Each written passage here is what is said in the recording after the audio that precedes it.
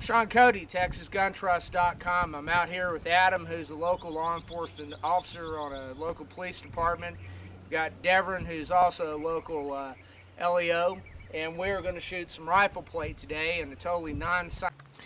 Okay, these are the two plates. We're here at the range. We're going to shoot the ESAPI plate with 5.56, 6.8, and 308, and we're going to do the same thing with the Armored Mobility Inc., the AMI TAC-3 S vest. And these are the rifles that we're going to be using to shoot the plates. We've got a LR308 on the left. We've got a 20-inch, what looks like an H-bar 5.56 in the middle, and we've got my 20-inch 6.8 on the right. So that's the three guns, and these are the plates that are about to TAC-3S plate, which we've conveniently put aiming dots on it so we'll know where to shoot and know how bad of a shot I am when I shoot it. And we've got a old ESAPI plate that's got a crack running from here to here, and I identified that crack with a x-ray.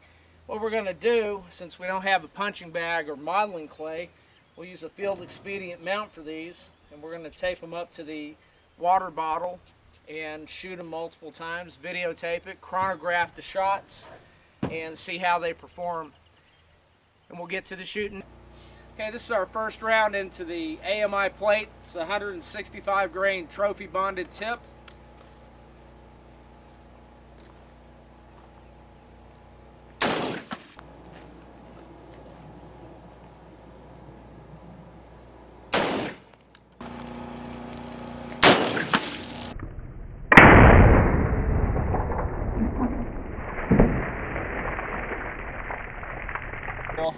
Okay, and this, the velocity was 2.569 out of a 16-inch. Okay, again, this is the 165 grain trophy bonded. Last time, this is 155 grain Black Hills AMAX. It will be shot number 2 into the TAC-3S plate.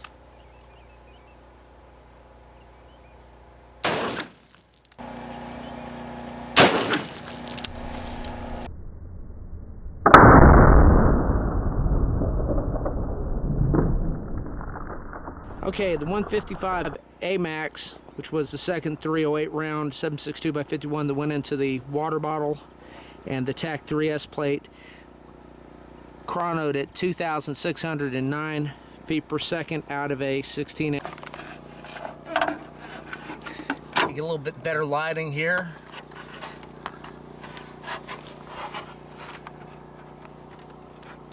Okay, that's the 155 grain AMAX. And this is the trophy bonded.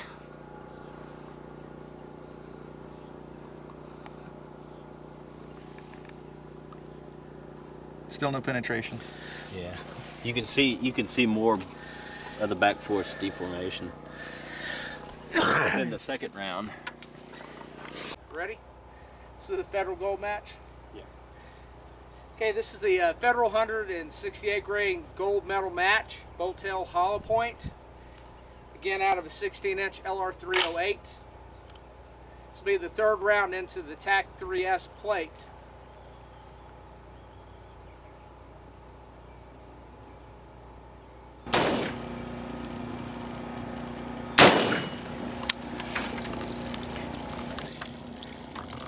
Okay, this is back face deformation. 165 grain Federal trophy bonded tip, the Black Hills 155 grain AMAX, and the Federal 168 grain Sierra Match King. Okay, this is the Federal 168 grain. You can see the this is the front side, the strike face of the plate, and this is the Black Hills 155, and this is the trophy bonded. What was that? 165? Yes. Trophy bonded tipped. Trophy bonded tipped.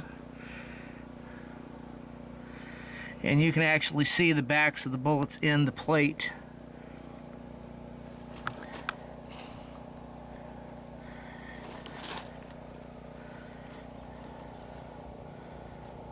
Okay, we're going to turn the plate over so you can see the back face deformation here. Now, this is the 168 grain Federal Gold Match. You can see it actually didn't penetrate, but it cracked the coating. And then this is the 155 AMAX. This is the 165 trophy bonded. The 168 grain Gold Match definitely created the most back face deformation.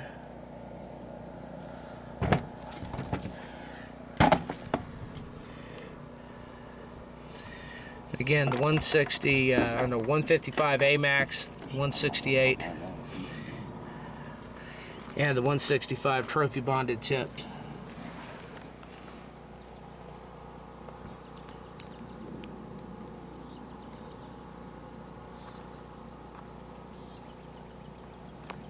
It's hard to get a good idea of just how much deformation there was with the camera lens.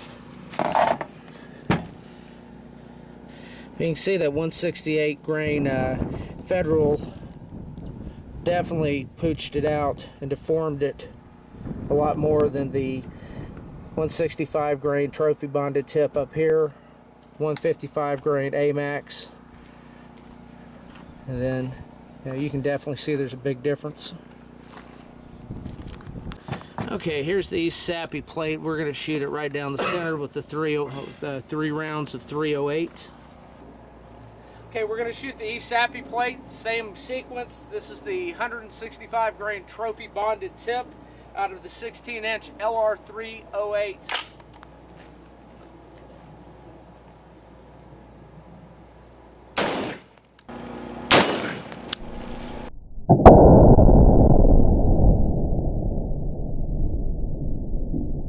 Okay, this is the chrono for the 165 grain trophy bonded tip. It was 2578, and it will be the second round into the cracked East Sappy plate.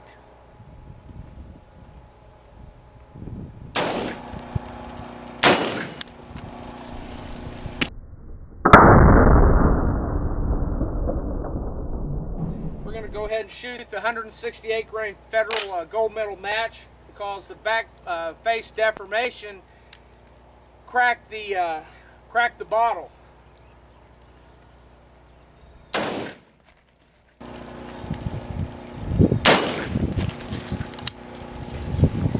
There we go. Look at the back face deformation of this particular plate. Again, this is the 168 grain Federal Gold Match, which all has the greatest back face deformation of the 3 rounds, which is to be expected since it had the most back face deformation on the TAC 3S plate. But you can see it's pretty significant from top to bottom. The 155 grain trophy bonded really didn't have much back face deformation at all, but the 155 grain AMAX made a big deformed area, and the 168 grain Federal Gold Match is almost a baseball size area that's deformed, and I really wish that you could see it better, but it's real hard to see them in the camera. We turn that TAC 3S over just to give you an idea. You know, the TAC 3S had much better back face deformation performance compared to the ESAPI. Alright, now we're switching to the 6.8 SPC round, shooting a 20-inch barrel, shooting at the AMI TAC 3S plate. The first round is a Silver State Armory 110 grade Pro Hunter round.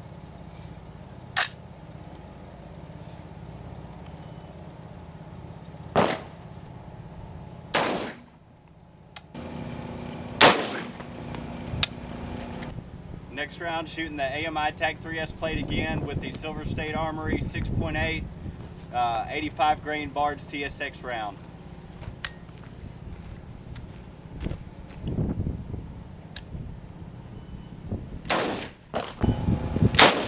Okay, that last round was the 85 grain TSX, and out of the 20-inch barrel, it was moving at 30. Okay, this is the 85 grain 6.8 SPC TSX round that's moving at 3174. Yep.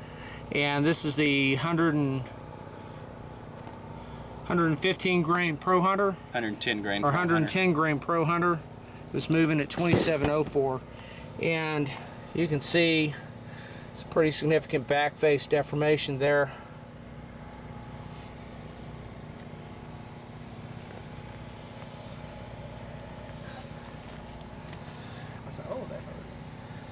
Yeah, by the edge of the plate you can see they definitely deformed the back of the plate.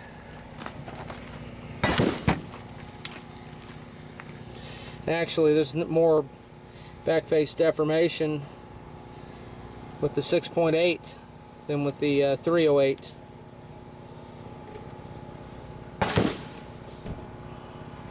Cracked ESAPI plate.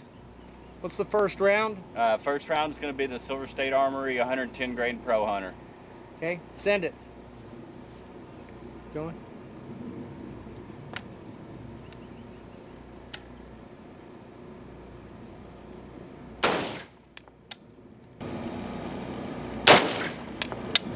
Shot number 2 on the 6.8 on the ESAPI plate is the Barnes 85 grain TSX round.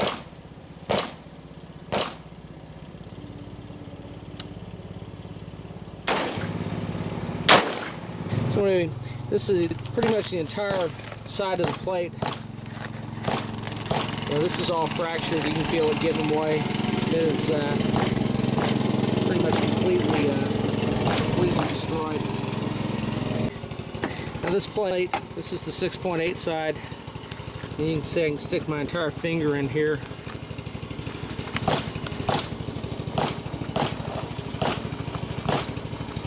There is probably, that's probably the bullet in there. If I can get it, we'll cut that out in a little bit. Just to give you an idea, that's how deep the hole is.